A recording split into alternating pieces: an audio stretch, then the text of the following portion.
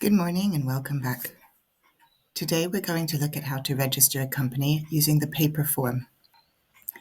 Last week I went through some of the pre-registration steps, which I always do before I register a company at Companies House, including running some checks on the name and finding out the SIC code for the company. If you want to see what we did there, you can find a list of all the links that I use on my website under the blog section, How to Set Up a Company Pre-Registration. So to set up a company, we're going to go into Google and type in INO1.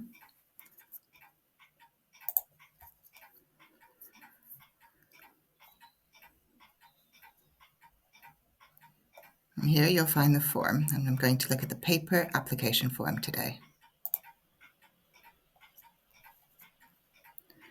The paper application form is not what I recommend you use for two reasons.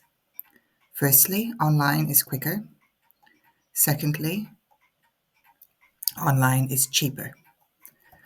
It's £50 to register a company online, and it usually takes 24 hours. I also find it useful sometimes to look at a paper form before I submit an online application because I'm able to see the full form in front of me and see what will be required. This form is quite long. We're not going to complete the whole form. There are some spaces we'll leave blank. We're going to complete sections A, D, F, H, I, M, N, O, P. I'm not going to fill in sections B, C, E, G, J, K, or L. Most of this form is self-explanatory. So let's begin. The proposed company name. I've already put in SJ Nouveau. I'm going to skip A2 and A3.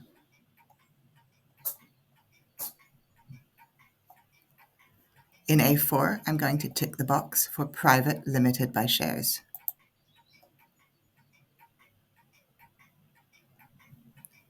In A5, I'm going to use the dormant code for now. It's 99999. If you know your SIC code and you're ready to start trading, you'll want to put your SIC code in there. If you weren't able to find your SIC code on the list that Companies House provides, you can type in a brief description here and they'll help you with it. In A6, I need to put the country where the registered office is, and that's England and Wales. Okay, and the registered office address.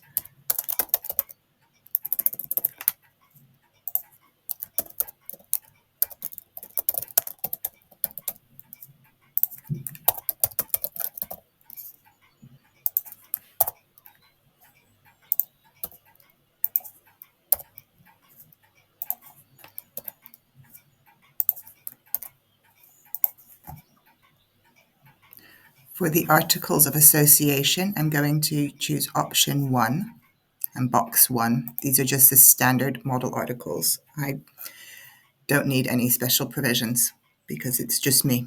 If there were a group of us together, I would want to look at them and see that the terms are right for what we need.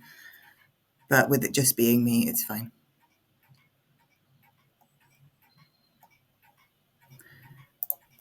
And the company email address here.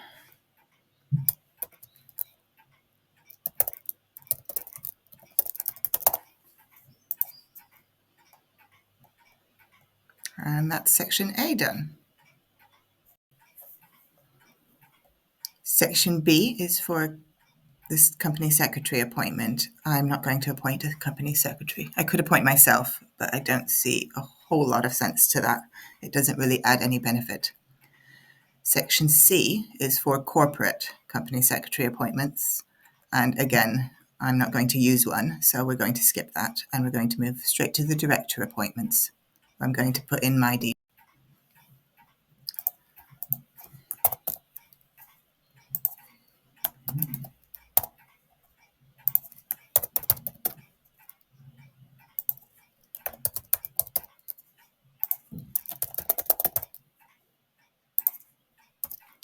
This information is available to the public. They'll be able to see your month and year of birth.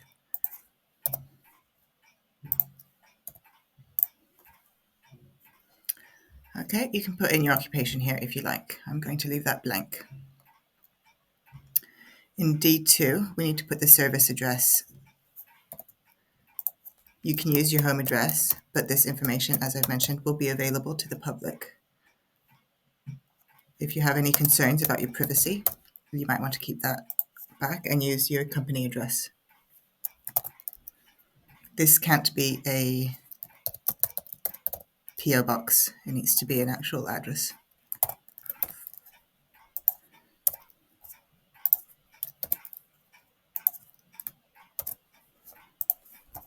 Okay. Now in the next section, we need to provide company's house with our full details. This information is not open to the public. It's for a company's house for their records. So here we need to put the residential address, actually our home address where we live.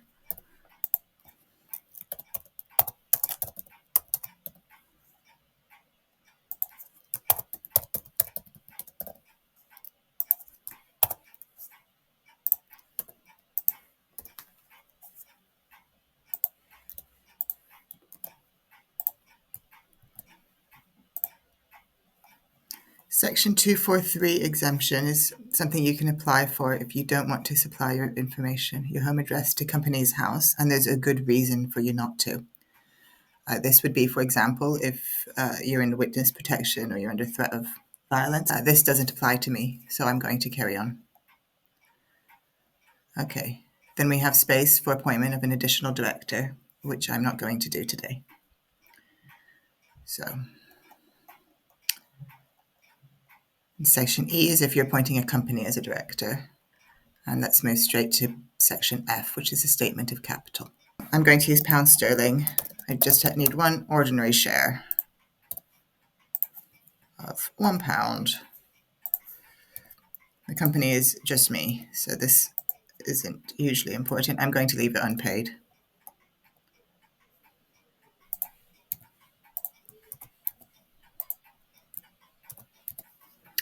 So we just put it again in the totals and move into the next bit. Class of share is just ordinary. I don't need to put anything in the prescribed particulars. I don't need any special provisions.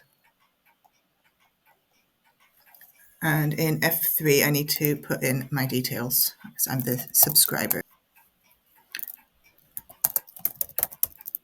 I'm going to use a company address here.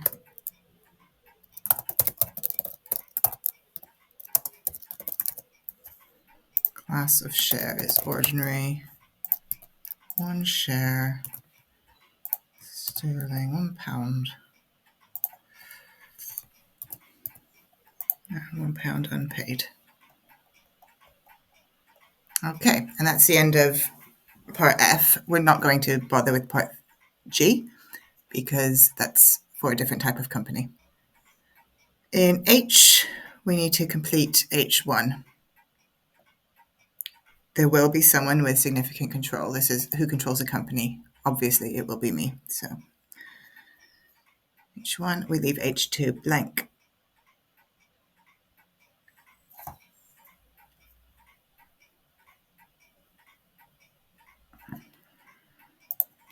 And I need to put my details in here.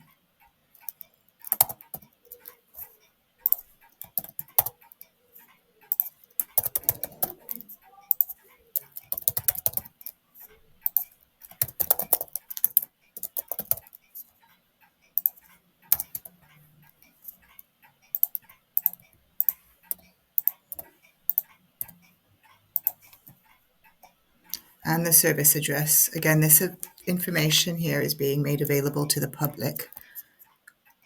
So we're going to use the company address.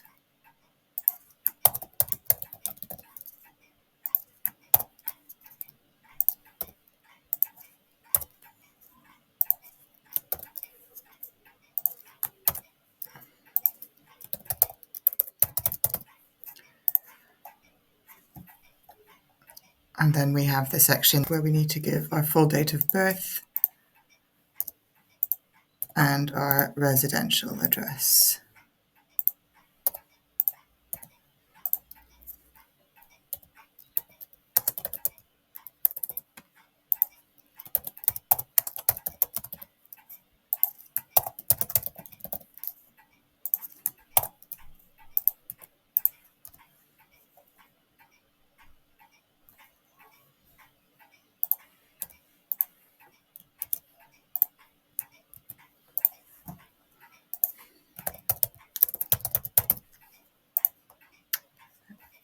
We have a different section number for the exemption, but it's the same idea. If there's a reason why you shouldn't give your details to Companies House, you can apply for an exemption.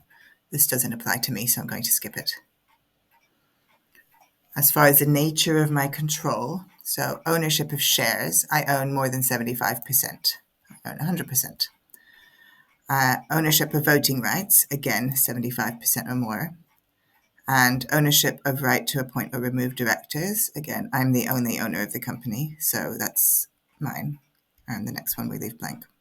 I don't need to complete the rest of this section as it's not relevant, and I don't need to complete J, K, or L, so I'm going to jump straight across to page 36, where I need to confirm that I consent to act as a director, that I know my details are being supplied to Companies House, that I want to set up the company for lawful purposes, and I need to give my name again. And that's it. So we've completed the form, and there's just some additional information they want at the back, which is just for me to let them know who they should contact and where they should contact me if they have any questions. So I'm going to give them my home address.